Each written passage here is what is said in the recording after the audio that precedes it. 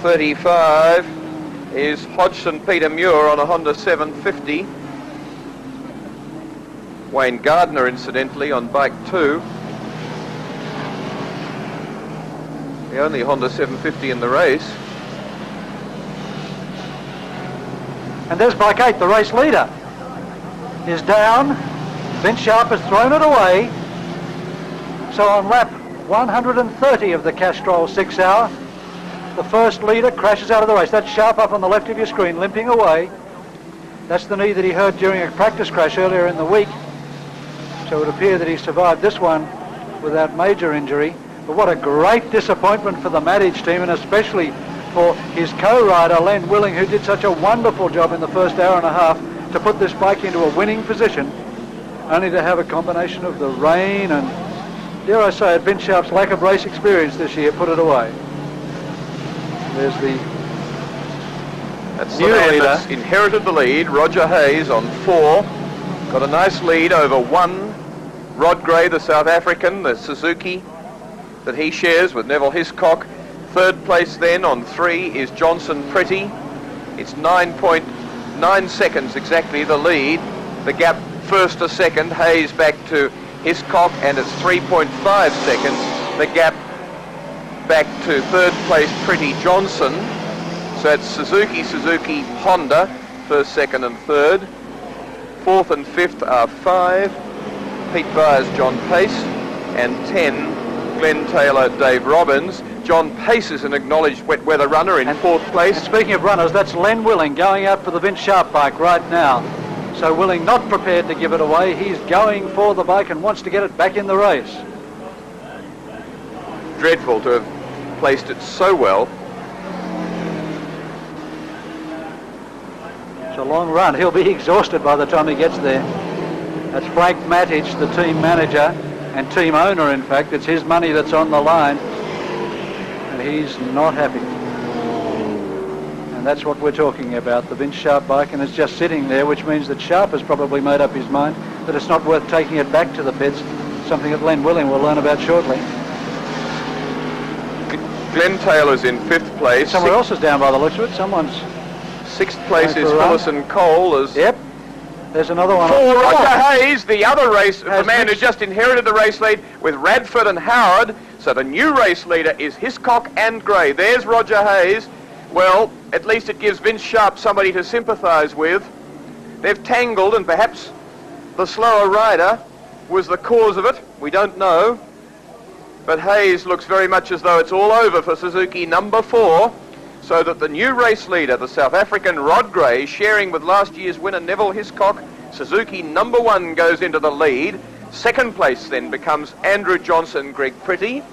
And remember, they went a pretty fair distance before they had to pit. Third place becomes Pace and Byers, another Honda.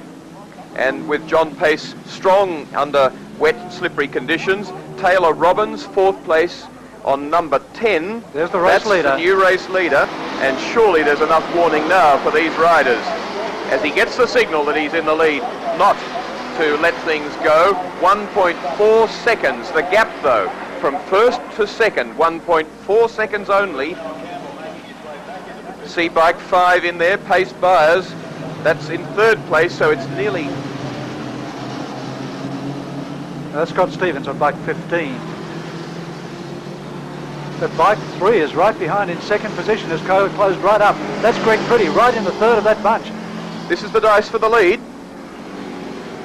In the Castrol 6 hour, after 133 laps of racing, the race lead goes now to Greg Pretty, the South Australian, with Gardner pulling in from about 25th place when he called Wayne Clark in at the end of 1 hour, got on the bike, nearly came off it at Honda Corner, has been as much as 42 seconds behind the race leader. Wayne Gardner is now 19.4 seconds back and is in a miraculous, incredible 7th place.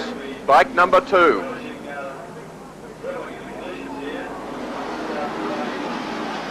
A great wet weather runner in the previous 6-hour races. And there's the Roger Hayes bike back in the pits now and being prepared.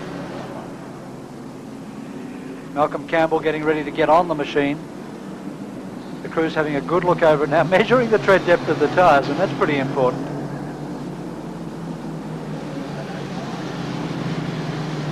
You could hardly call it feverish activity around the machine, however, and I think they know their race has been run. Roger Hayes, the race winner in 76 and 78, co-riding on both occasions with Jim Budd, finding it's very much harder to win it in recent years. Ron Kibovich from Suzuki walks up to speak to Roger Hayes. Roger not too keen on the wet. He doesn't particularly like it.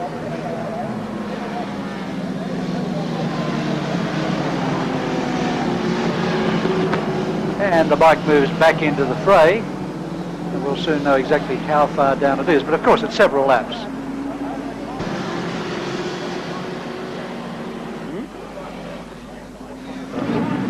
Roger, terrible luck. You're in the lead there, had a substantial lead. Started raining and people coming down like nine pins. What happened in your case? With some slow traffic, and the guy in front of me over the top of the hill, he just fell off and I had nowhere to go, and the bike hit my bike and down I went. Did it do much damage to it? I think it's only twisted, just the front end, you know. I think we've got it almost straight.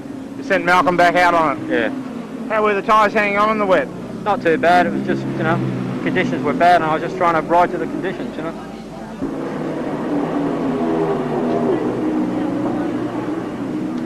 And into the pits comes bike number one. Rod Gray, the South African riding, sharing that bike with Neville Hiscock, who in a very steady first session performance got it into the lead. 158 laps completed, 2 hours 38 minutes of racing, and in third place at this stage.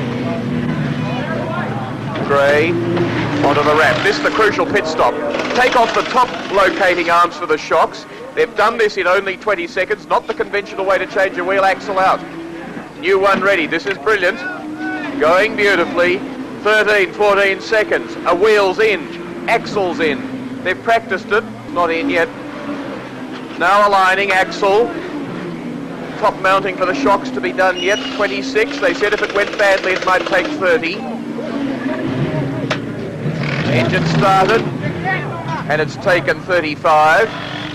Get out of the way! Get out of the way!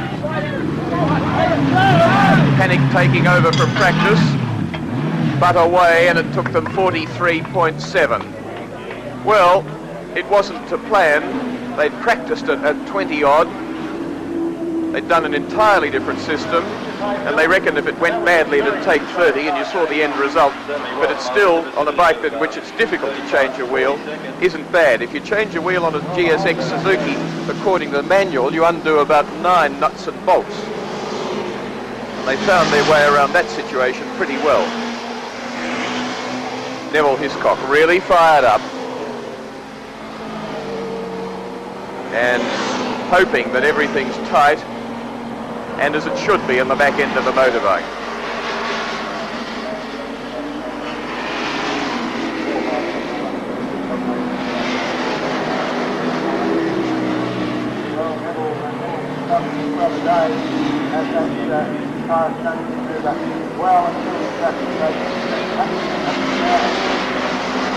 Also in the pits, Wayne Gardner and Wayne Clark, who came in early and had to do a tyre change, having gambled on the wrong compound early on, as was the case with bike 7, the French Alain Blanco Matic team bike.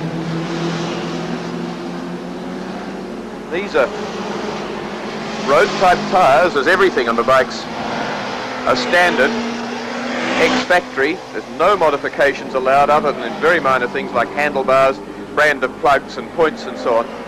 But they're standard motorbikes with mirrors and things removed, and therefore they must run treaded road tyres. But the factories, Pirelli in Italy and Dunlop in Japan, have been busy this year working with Frank Matic and with Dennis Neal respectively in developing different compounds and tyre constructions so that they've got almost a race selection of rubber, although they are essentially road tyres. And now in the pits, let's hear from the co-rider of bike number 1, fresh from his last stint.